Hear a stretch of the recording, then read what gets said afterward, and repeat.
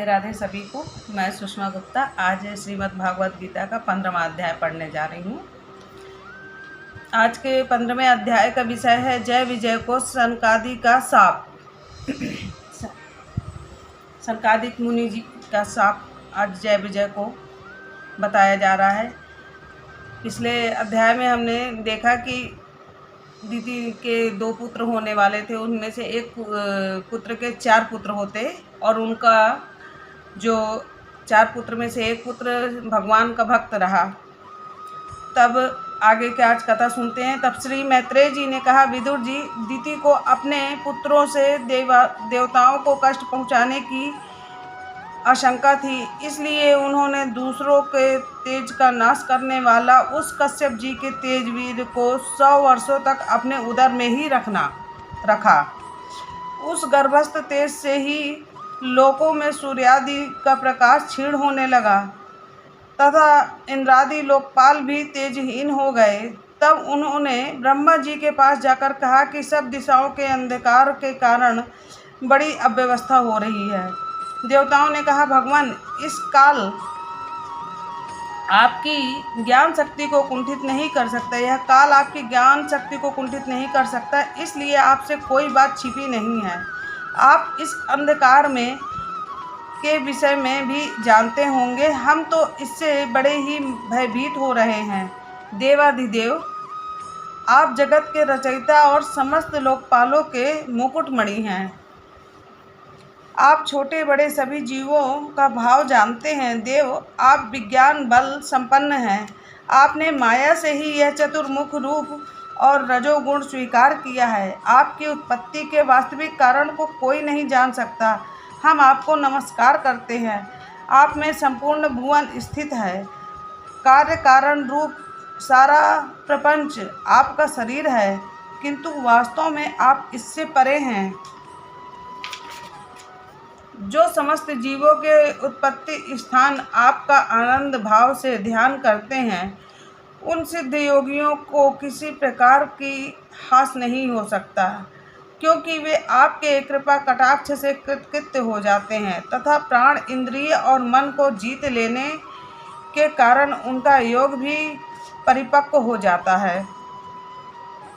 रस्सी से बंधे हुए बैलों की भांति आपकी वेदवाणी से जकड़ी हुई सारी प्रजा आपकी अधीनता में नियम पूर्वक कर्मानुष्ठान करके आपको बलि समर्पण करती है, किंतु सबके नियंता मुख्य प्राण हैं। हम आपको नमस्कार करते हैं। भूमन, इस अंधकार के कारण दिन रात का विभाग अस्पष्ट हो जाने से लोगों के सारे कर्म लुप्त हो जाते हैं, जिससे वे दुखी हो रहे हैं। उनका कल्याण कीजिए और हम शरणागतों की ओर अपनी अपार दया दृष्टि से ही निहारिए।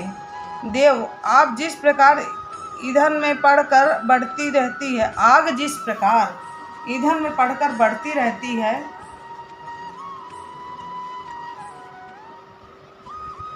उसी प्रकार कश्यप जी के वीर से स्थापित हुआ यह दीति का गर्भ सारी दिशाओं को अंधकारमय करता हुआ क्रमशः बढ़ रहा है। दीति के जो गर्भ में 2 पुत्र होने वाले थे, तो जब दीति को पता चला कि वो भगवान को भी परेशान करेंगे, तो वो अपने गर्भ से उन पुत्रों को जन्म ही नहीं दे रही थी। उसको अपने गर्भ में 100 वर्षों तक रखा। तब चारों ओर अंधकार फैलने लगा। तब भगवान की शरण में सब लोग पहुँचे। श्री मैत्रेय जी कहते हैं, महाबाहो, देवताओं की प्रार्थना सुनकर भगवान ब्रह्मा जी हंसे और उन्हें अपनी मधुर वाणी से आनंदित करते हुए कहने लगे। श्री ब्रह्मा जी ने कहा, देवताओं, तुम्हारे पूर्वज मेरे मानस पुत्र सनकादि लोकों की आसक्ति त्याग कर समस्त लोकों में आकाश मार्ग से विचरा करते हैं। एक बार वे भगवान विष्णु के शुद्ध सत्वमय सब लोकों के शिरोभाग में स्थित वैकुंठ धाम में जा पहुँचे। वहाँ सभी लोग विष्णु रूप होकर रहते हैं और वह प्राप्त भी उन्हीं को होता है जो अन्य सब प्रकार की कामनाएं छोड़कर केवल भगवत चरण शरण की प्राप्ति के लिए ही अपने धर्म द्वारा उनकी आराधना करते हैं। वहाँ वेदांत प्रतिपाद धर्ममूर्ति श्री आदि नारायण हम अपने भक्तों को सुख देने के लिए शुद्ध सत्वमय स्वरूप धारण कर हर समय विराजमान रहते हैं। उस लोकों में नैश्रेयस नाम का एक वन जो मूर्तिमान कैवल्य सा ही जान पड़ता है, वह सब प्रकार की कामनाओं को पूर्ण करने वाले वृक्षों से सुशोभित है, जो स्वयं हर समय 6 ऋतुओं की शोभा से संपन्न होता है। वहाँ विमानचारी गंधर्व गण अपनी प्रियाओं के सहित अपने प्रभु की पवित्र लीलाओं का गान करते रहते हैं, जो लोगों की संपूर्ण पाप राशि को भस्म कर देने वाली है। उस समय सरोवरों में खिली हुई मकरंद पूर्ण बसंतिक माधवी लता की सुमधुर गंध उनके चित्त को अपनी ओर खींचना चाहती है, परंतु वे उसकी ओर ध्यान ही नहीं देते। वह उस गंध को उड़ाकर लाने वाले वायु को ही बुरा भला कहते हैं। जिस समय ब्रह्मराज ऊंचे खर से गुंजार करते हुए मानो हरि कथा का गान करते हैं, उस समय थोड़ी देर के लिए ही कबूतर, कोयल, सारस, चकवे, पपीहे, हंस, तोते, तीतर और मोरों का कोलाहल बंद हो जाता है, मानो वे भी उस कीर्तानंद में बेसुध हो जाते हैं। श्री हरि तुलसी से अपने श्री विग्रह को सजाते हैं और तुलसी की गंध का ही अधिक आदर करते हैं। यह देख वहाँ के मंदार, कुंद, कुर्बक, तिलक वृक्ष, उत्पल रात्रि में खिलने वाले कमल, चंपक, अर्ण, पुन्नांग, नागकेसर, वकुल, अम्बुज, दिन में खिलने वाले कमल और पारिजात आदि पुष्प सुगंध युक्त होने पर भी तुलसी का ही रूप कहीं तब अधिक मानते हैं। वह लोक वैदुर्य, मकरत, मणि, पन्ने और सुवर्ण के विमानों से भरा हुआ है।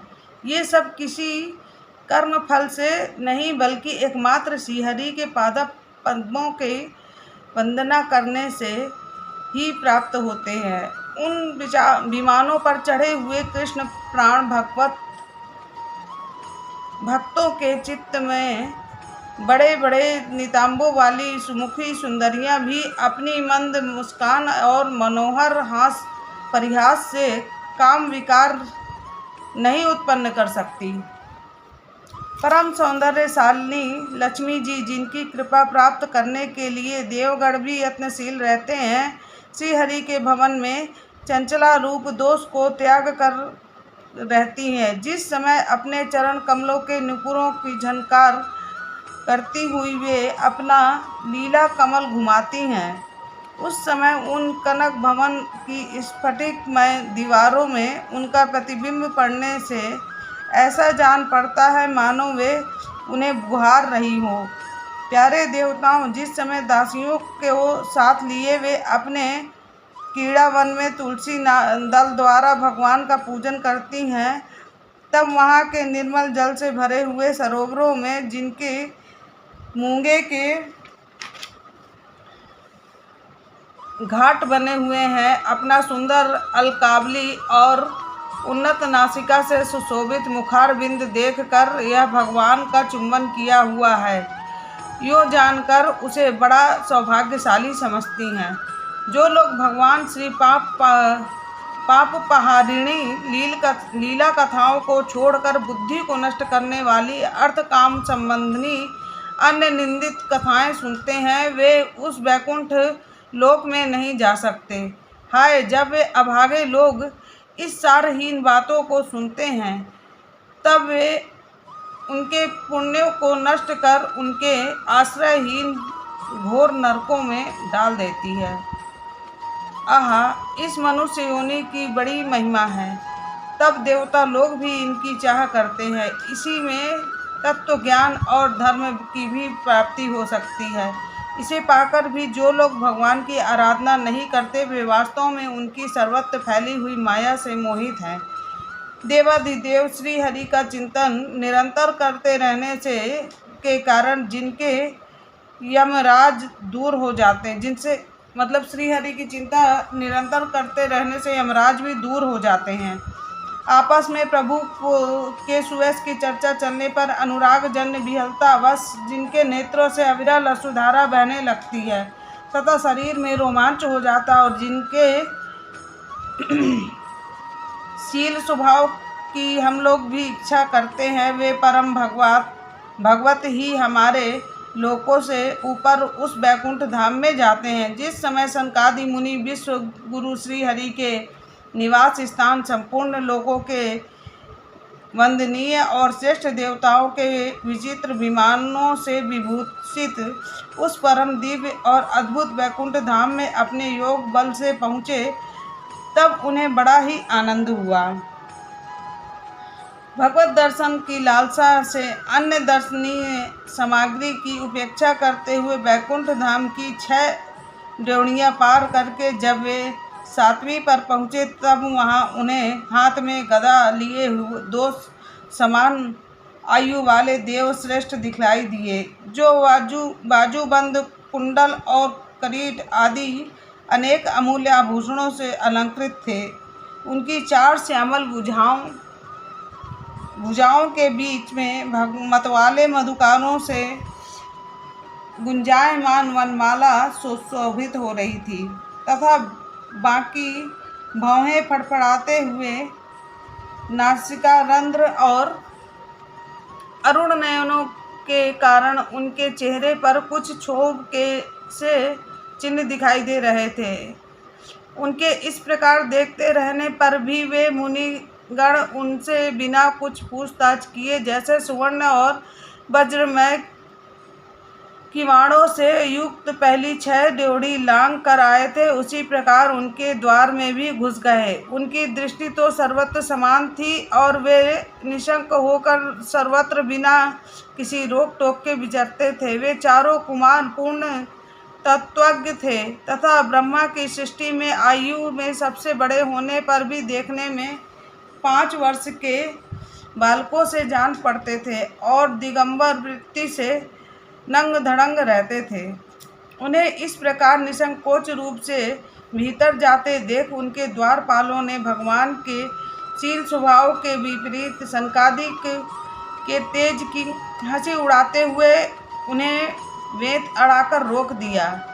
यद्यपि वे ऐसे दुर्व्यवहार के योग्य नहीं थे। जब उन द्वारपालों ने बैकुंठवासी देवताओं के सामने पूजा के सर्वश्रेष्ठ पात्र उन कुमारों को इस प्रकार रोका, तब अपने प्रीतम प्रभु के दर्शनों के विघ्न पड़ने के कारण उनके नेत्र सहसा कुछ क्रोध से लाल हो उठे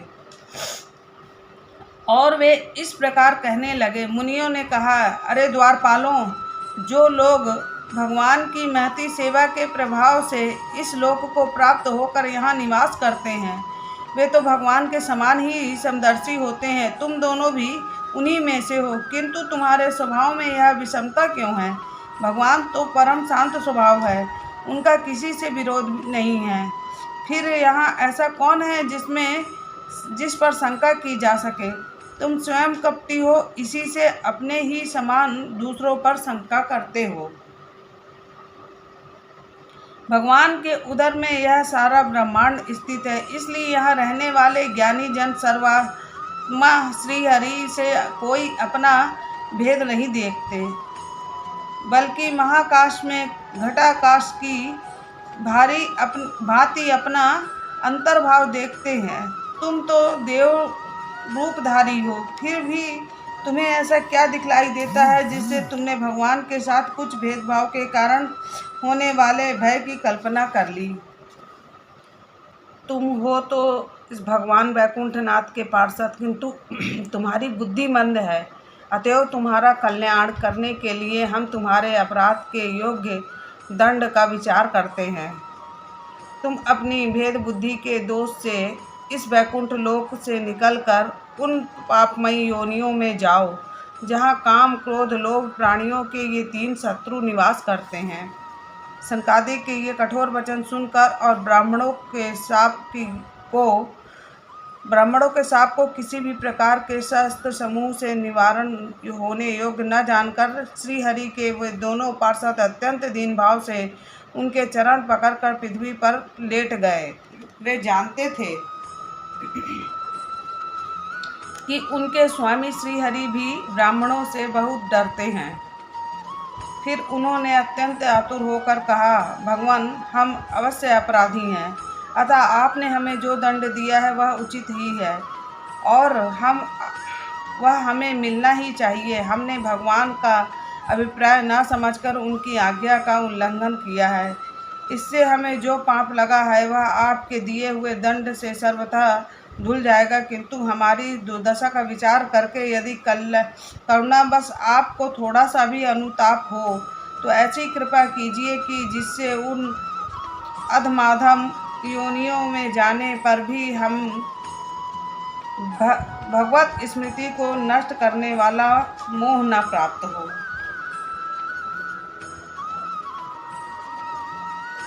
मतलब उन्होंने ये बोला कि यदि हम अधमाधम योनियों में भी चले जाएं तो हमें भगवान का स्मृति बनी रहे।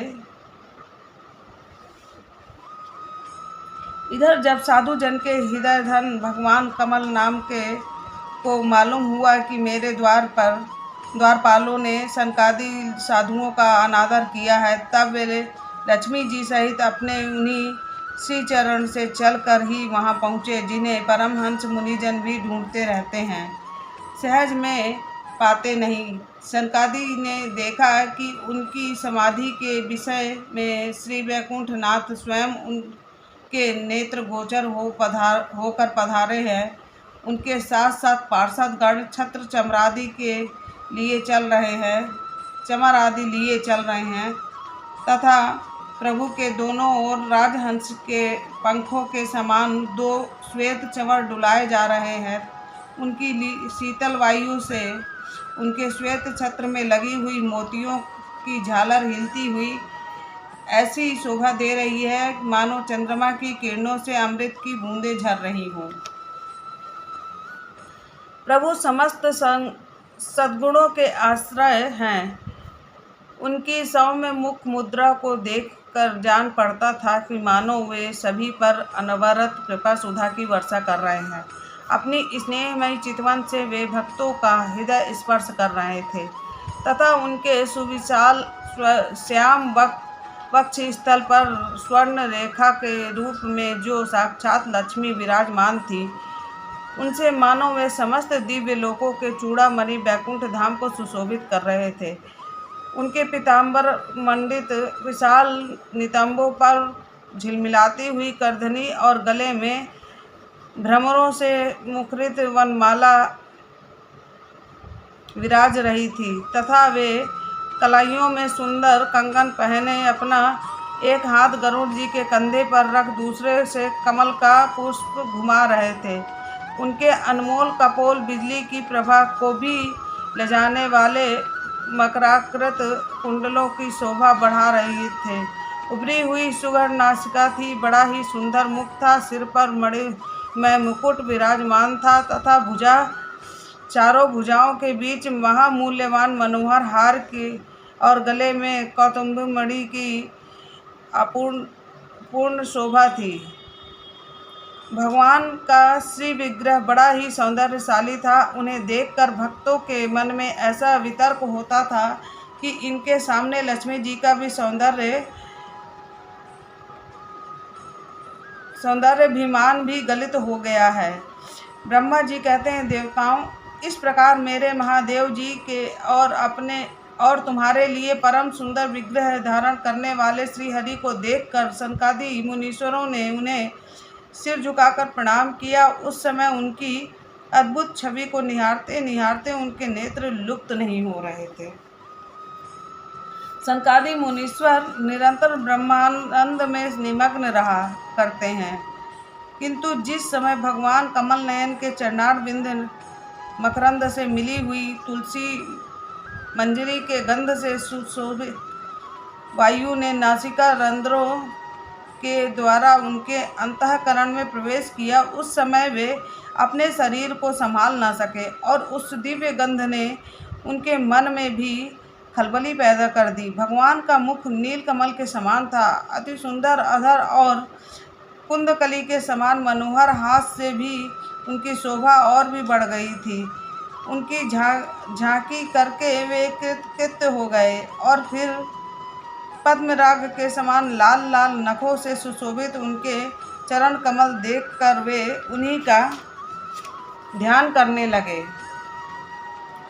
इसके पश्चात वे मुनिगण अन्य साधनों से सिद्ध न होने वाली स्वाभाविक अष्ट सिद्धियों से संपन्न श्री हरि की स्तुति करने लगे, जो योगी मार्ग द्वारा मोक्ष पथ का खोज करने वाले पुरुषों के लिए उनके ध्यान का विषय अत्यंत आदरणीय और नयनानंद वृद्धि करने वाला पुरुष रूप प्रकट करते हैं।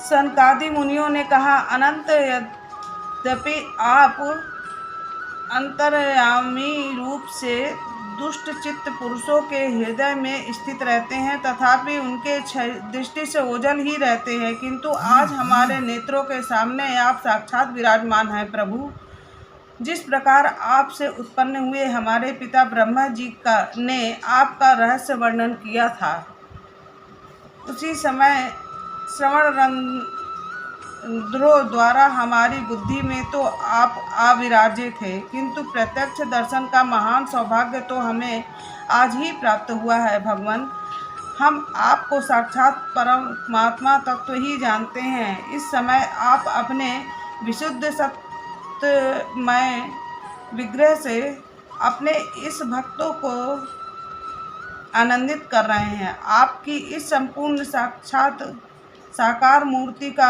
राग और अहंकार से युक्त मुनिजन आपकी कृपा दृष्टि से प्राप्त हुए सुदृढ़ भक्ति योग के द्वारा अपने हृदय में उपलब्ध करते हैं।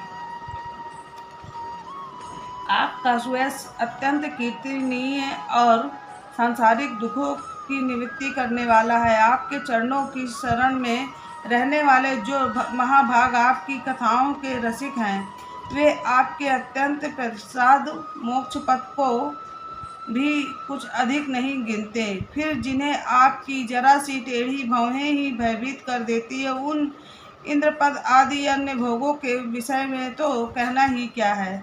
भगवान, यदि हमारा चित्त भवनों की तरह आपके चरण कमलों में ही रमण करता रहे, हमारी वाणी तुलसी के समान आपके चरण संबंधों से ही सुशोभित हो और हमारे कान आपकी सुयश सुधा से परिपूर्ण रहे, तो अपने पापों के कारण भले ही हमारा जन्म नरकादि योनि में हो जाए, इसकी हमें कोई चिंता नहीं है। विपुल कीर्ति प्रभु, आपने हमारे सामने जो यह मनोहर रूप प्रकट किया है, उससे हमारे नेत्रों को बड़ा ही सुख मिला है। विषाक्त अति अजितेंद्रिय पुरुषों के लिए इसका भक्ति गोचर होना अत्यंत कठिन है। आप साक्षात भगवान हैं और इस प्रकार स्पष्टतया हमारे नेत्रों के सामने प्रकट हुए हैं। हम आपको प्रणाम करते हैं। आज का ये 15वां अध्याय पूरा हुआ। अगले अध्याय में हम आपसे फिर मिलते हैं। मेरे चैनल को सब्सक्राइब कर लीजिए ताकि हर अध्याय का आपको नोटिफिकेशन मिलता रहे। राधे राधे सभी को।